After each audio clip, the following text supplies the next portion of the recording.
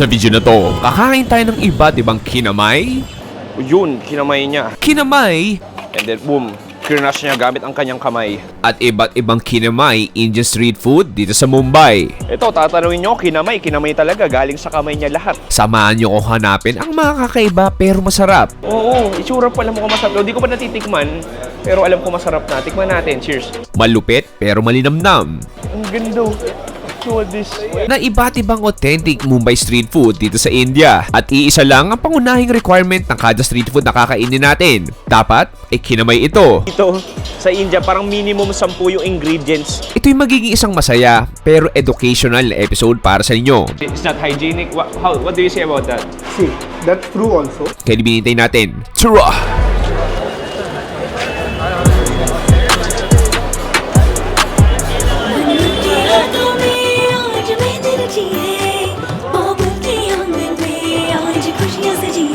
Kapag sinabing Indian street food, pangunahing description dito ay kinamay.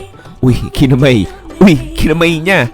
Pero ang tanong, bakit nga ba kinakamay ang street food dito sa India? Nasagot ko na yan sa mga nakarang episodes natin sa Delhi noong 2023. Basically, ang sagot ay dahil nakasanayan. Dito kasi sa Mumbai, mabilis ang oras, mabilis ang aksyon ng kada tao. Lagi nagmamadali, walang inaaksayang oras. Kaya maging sa food preparation ay dapat mabilis ka. And actually, it makes sense dahil noong unang panahon, wala pa ng mga kubyertos. Kamay lang talaga gamit natin. At sa fun episode na to, samahan nyo akong kumain ng iba't ibang kinamay street food dito sa Mumbai.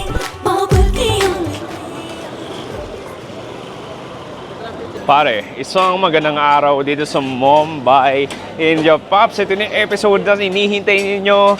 Pops, round 2 ng ating authentic Indian kinamay street food tour. For this episode, maghahanap tayo ng mga Indian street food na dumadapo sa kamay ng mga Indians. Panigurado, magtataka kayo, Pops, lahat ba dyan kinakamay? May mga certain street food lang talaga na dumadapo sa kamay nila. Pero, yun yung mission natin dito is maghanap ng mga, for fun lang naman to. Tsaka explain ko rin naman talaga ulit sa inyo kung bakit nga ba kinakamay yung street food dito sa India. Anyway, nandito tayo sinatawag na Zawari Bazaar, Khougali. Ang Khougali is general term siya para sa snack lane o parang isang street na punong-puno ng kainan. So this is a street food heaven. At taong tayo paligoy-ligoy pa, maghanap tayo ng unang kinamay street food dito sa Mumbai. Kaya binihintay natin. Tara!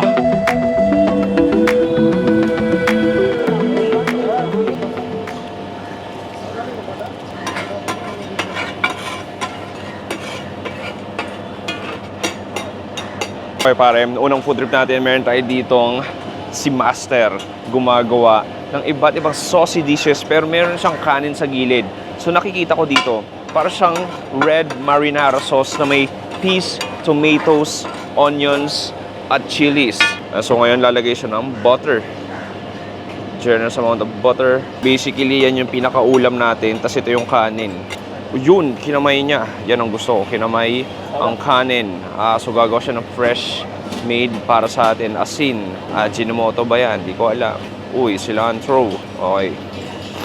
Nahalo-halo niya mabuti. Ini-mix-mix niyang mabuti.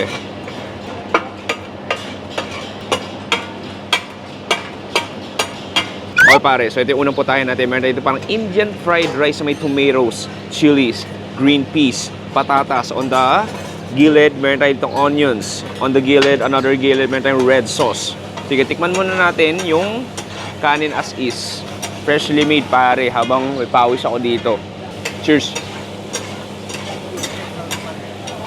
Wow! Masarap! Feel ko kumakain ako ng biryani, pero hindi. More on the flavor of the kamatis. Yung spiciness nandun. Salty, peppery, full of masala, cilantros. Yung cilantro nagbibigay extra bango. Yung juicy and plum tomatoes natin, yung green peas, yung onions, adds extra sweetness. Malasa. Next ang gawin natin, may lime tayo dito, patak natin sa onions natin. Kuha tayo ng sibuyas. Kuha tayo ng parang chili sauce. And then, kuha tayo ng kanin. May patatas din pala to. Kuha tayo may patatas.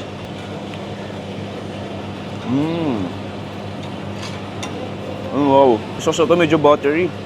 Sarap ng dagdag ng sibuyas at ng lemon. Alam mo talaga parang kumakain ka ng biryani pero hindi.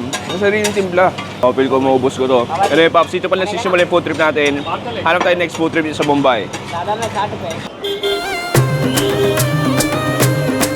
Halwa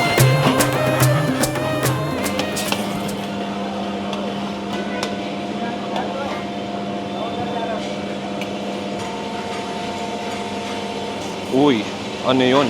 Cilantro. Ano pa? Yeah. Onions. Yeah, chili. Ooh, that classic cardboard.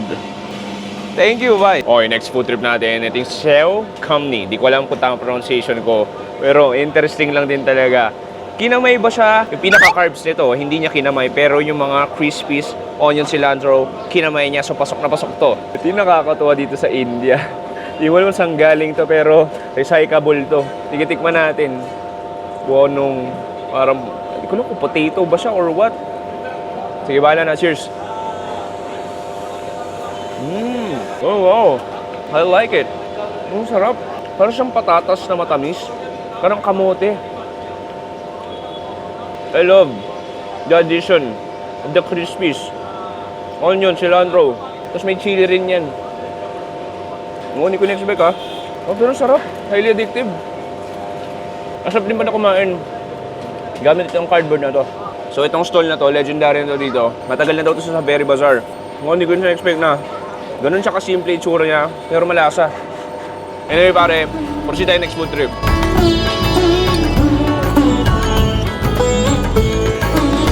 पिया से मिलन की आई बेला सखी झूम झूम गाऊं मैं Okay, next, para sa ating kinamay street food. Nakakain na ako nito, pero ito ibang version. So para siyang papadum. Ichi papal. So para siyang nachos pare. So may makita dito, iba't ibang papadum o parang tortilla nila. And then gigrill dito. Tapos may mga ingredients, lalagyan niya nito. Buy 1. Okay, so kumuha siya. Nilagyan niya ng butter, yung papadum natin. And then boom, crunch niya gamit ang kanyang kamay. Boom, chili powder. Cabbage goes in. Cucumber. Tomatoes. Onions, for sure. Salt. Pepper. Oh, look at this. Chili. Chili na merong yellow. Oh, carrots. And then lemon. Nice. Okay, pare, ito na yung ating overloaded na hindi ko, parang nachos eh, no? Alam, nakatikim na ako nito, pero ito yung pinaka-overloaded version na nakita ko. Pawis na ako. Nakalimutan magdala ng bimpo. Anyway, so makita mo yan. May mga crispies, may cilantro, may carrots, cucumber, tomato, onions, mani. Hay, naku, ang daming ganap. So yung gagawin mo, parang nachos yan eh. Oh, nice. Ang ganda ng kuha ko. So lahat ng ingredients, andito na lahat. Tikman natin, cheers. Parang kumakain na nachos. Ang lalaki nung gayad nung sibuyas, kamatis, cucumber. Ako kumakain ng salad eh. This one, tortilla. Parang siyang toasted nachos eh. May konting char na, may lutong, may konting smokiness. Tapos yung cilantro lasang lasa ko. Grabe. Gamit na gamit yung cilantro or coriander rather. Pero masarap ah. Tapos nakalimutan ko sabihin, isa pa ko lang nagpapalasa nito, yung mga chutneys na nakalagay. Chili nila hindi ganun manghang. Mint chutney nalasahan ko. Oh no, sarap. Kitang-kita nyo naman sa ating kinamay rating. Kitang-kita nyo naman na dinurog niya to gamit ang kanyang bare hands. Pasok na pasok sa kinamay food trip natin dito sa Mumbai.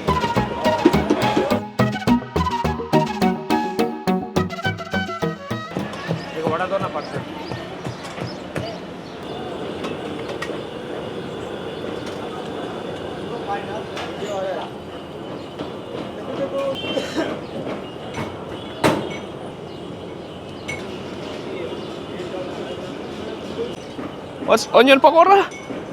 Oh, thank you.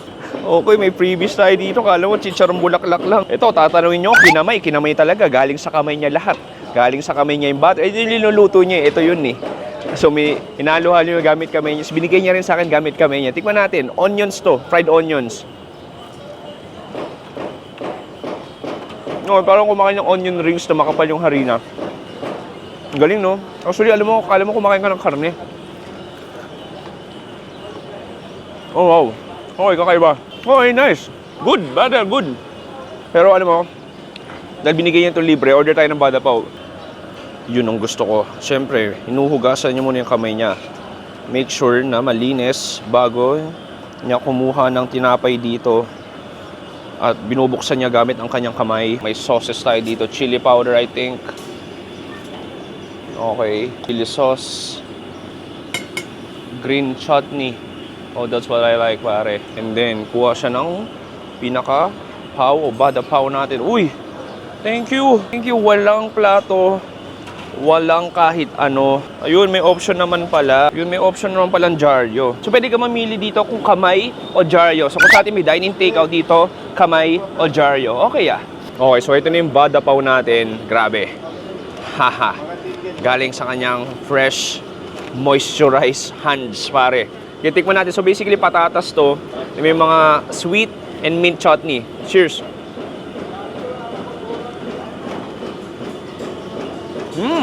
Oh, kakaiba yung bada paw nila. Oh, sarap. Akala ko nga parang may itlog siya, pero hindi. You have the potato na parang mash na. Puno-puno na spices. Yung bun natin malambot. Though hindi siya bagong luto, pero pwedeng-pwede na rin. Oh, just an explosion. Just an explosion. Just an explosion of flavor sa bibig mo. Grabe, Pops. In all fairness, masarap siya. Kinamay kami niya lang, pero masarap. Alam mo, isipin mo, para sa akin, yung kinamay, ito kumakain ka sa mga restaurants, diba? Hindi natin alam kung kinamay ba nila yun or what. Minsan sushi kinakamay, sashimi kinakamay. So ito ang pagkakaiba lang, street food. Tapos nakikita mo lang talaga, harap-harapan, kinakamay nila. Di pa natapos yung kinamay food trip natin, hanap tayo next kinamay street food dito sa Mumbai.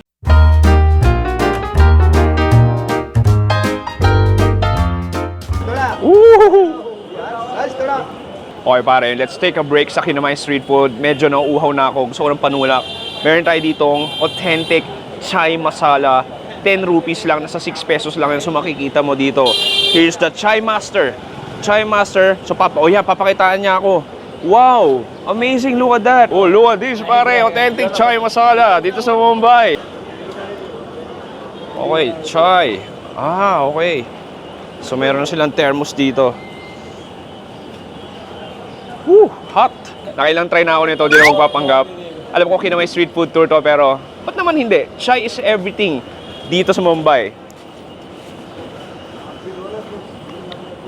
Woo! Init. Delicious. Nice. Iba talaga yung fragrance ng chai. Parang kada video ko may chai masala, no? Pero masarap talaga eh. Alam mo, to be fair pare-pares flavor nila eh. Pare-pares lasa. We are use standard milk. Tender milk? Oh, what kind of milk? Nandini. You use milk? Karnataka Milk Federation. Okay. Hindi ko maintindihan sinasabi niya, umuo na lang ako. DJ boss. That's the milk. Supplier. You're the milk supplier. Oh, I am from Rajasthan. Next Rajasthan, nice. Next city. Awesome, thank you, bye. Wow, chai. Ang babait ng tao dito, friendly, sobrang friendly. Habang tumatakak-tak ang pawis ko, okay lang. Hirap lang kainin dahil mainit, pero masarap talaga. Anyway, Pops, proceed na tayo sa next kinamay street food natin dito sa Mumbai.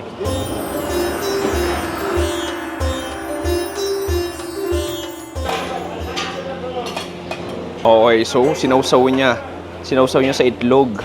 Parang buttermilk ba yun? Okay, next kinamay street food natin. Meron tayo ditong French toast, Indian French toast. Kung tatanungin nyo kung kinamay ba, kitang-kita naman natin kinamay. Binabad niya dito sa batter ng itlog. At hindi ko alam kung ano pang klaseng spices meron nandun. Pero makita mo dito, Pops, iba ang aksyon. Nilagyan ng, ito yung ating pudla. Bread pudla. So para siyang French toast. Nilagyan ng extra butter yung taas. May cheese na yan, tsaka cilantro.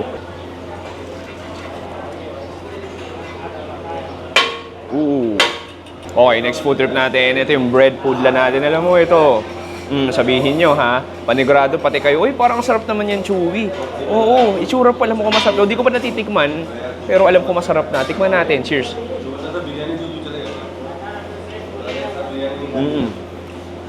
Kung yung next week ko, ganun. Basically, parang siyang French toast lang talaga. Na may konting, parang siyang French toast na may konting cilantro, super cheesy. Yung labas niya, sobrang dense, ang bigat, punong-puno ng butter. Pero ang gagawin mo dyan, isidip ko ng iba't ibang chutney. Ito, may green chutney tayo dito. Red chutney. Tapos, lagyan mo ng sibuyas. Sarap. Panalo. Mas trip yung green chutney. May isa ba dito, try natin.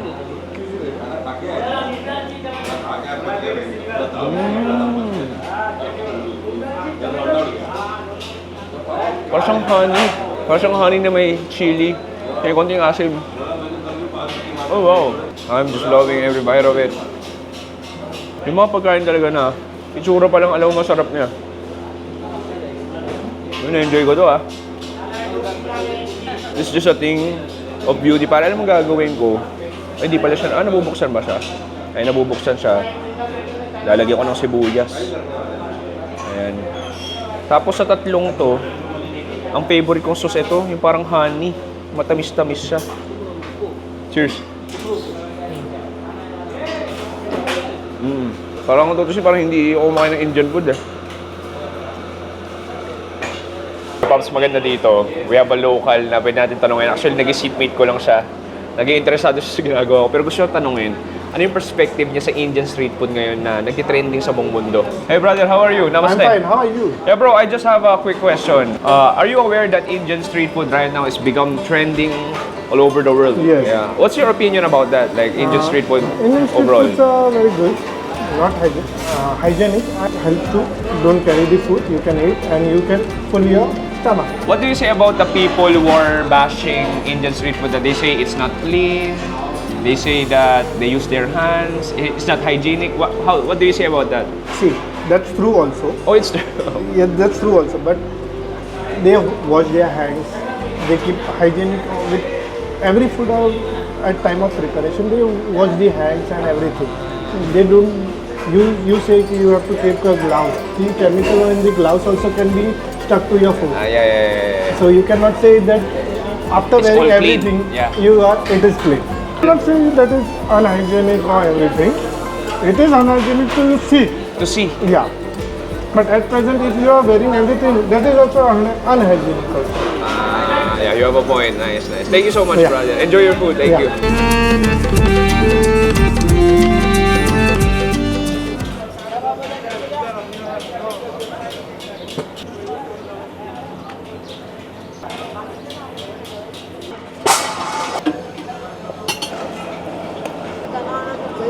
Okay pare, susunod na kinamay street food natin. Meron tayo ditong freshly made chapati na kinamay ni Kuya. Mga tropa ko na to eh. Lagi ko tong nakakasalubong dito eh. So makita mo dito, hot griddle, linuluto, fresh batch ng chapati. It blows up and then after that, lalagay dito. And then meron silang curry dito na ilalagay. Katulad ng pagkain niya. Boom, kinamay niya rin ang pagkain niya. Ganyan din yung gagawin natin dito. Kakamayin din natin to.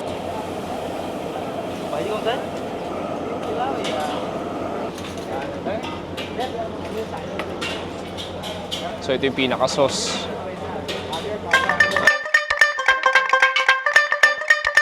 Okay, next pare, kinamay street food natin. So ito kinamay talaga dahil bread to. So kita mo naman, ang ganda no? Para siyang curry. Oh, pero cauliflower yung karne. Sige, gawin natin. So tikman yung chapati muna. Grabe, ang init. Woo! Hindi ko alam paano kakainin to, bahala na. Wow, ang sarap ng chapati. Na sobrang evident yung butter.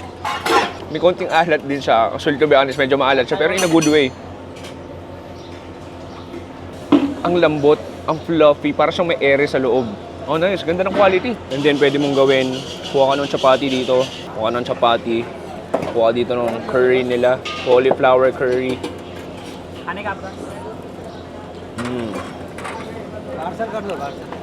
That's match in heaven. Ang sarap ng curry. Sauce with turmeric. Akala mo chicken yun, pero hindi. Cauliflower gamit nila. Puro vegetarian talaga mga pagkain dito sa Mumbai. So kung i-try itong kabila, hindi ko alam kung parang sambal ba to. Pero punong-puno ng sibuyas.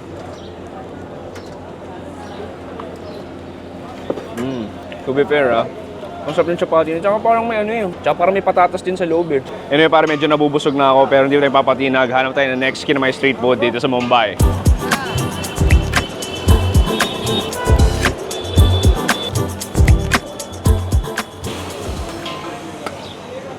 Boom, dinurog-durog niya pare. Boom, yung gusto mo. And then, with red sauce. Mint chutney. Yeah.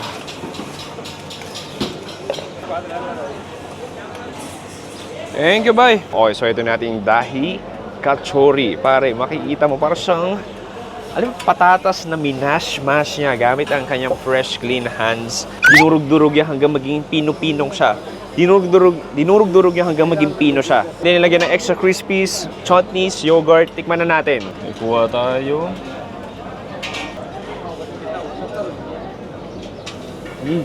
Unang kagat ko, isang nasa ko yung tamis. Matamis siya.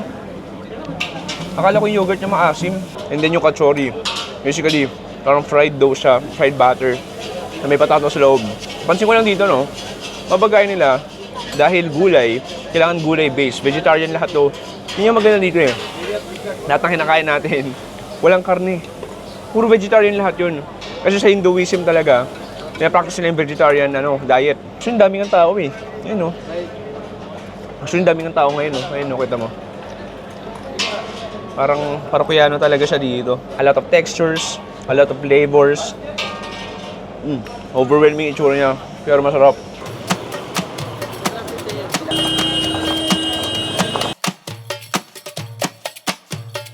Okay, kumuha siya ng dyaryo o lumang bond paper, and then ito na, sibuyas goes in.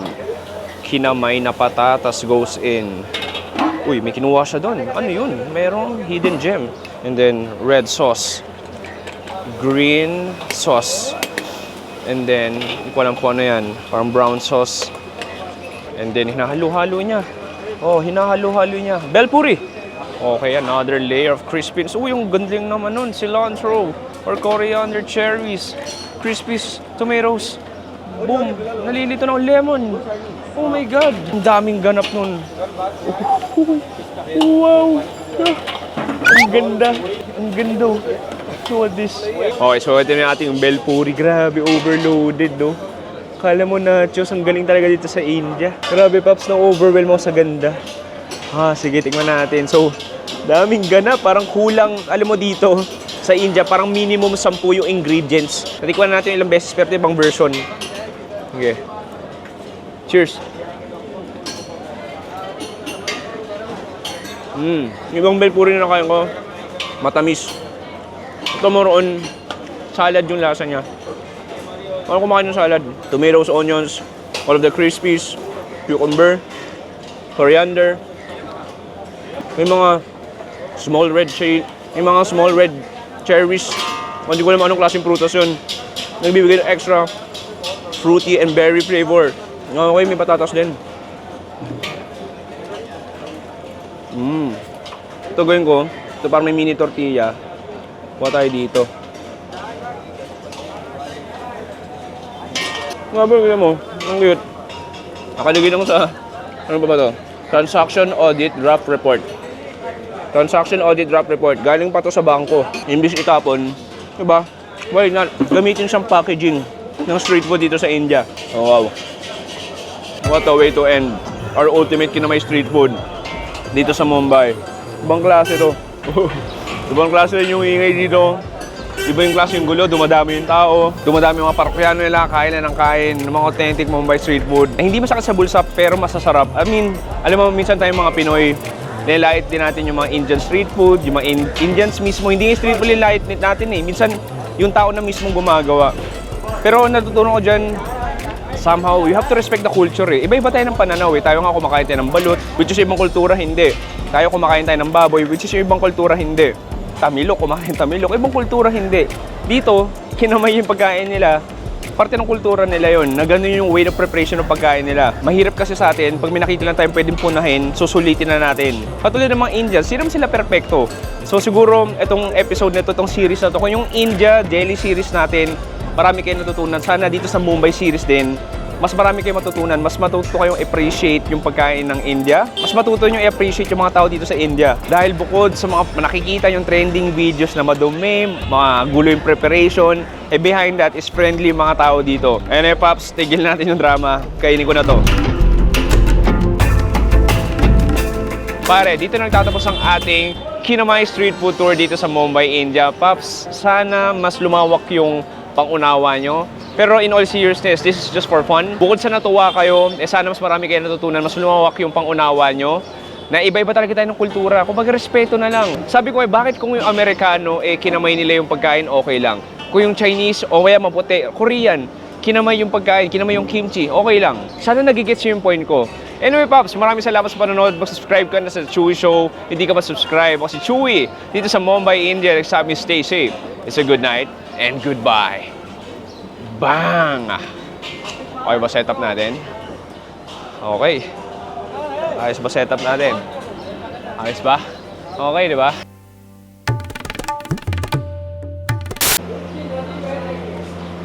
You talk. Talk. You walk. Show him, show him. बोलो बोलो बोलो Bulo, bulo.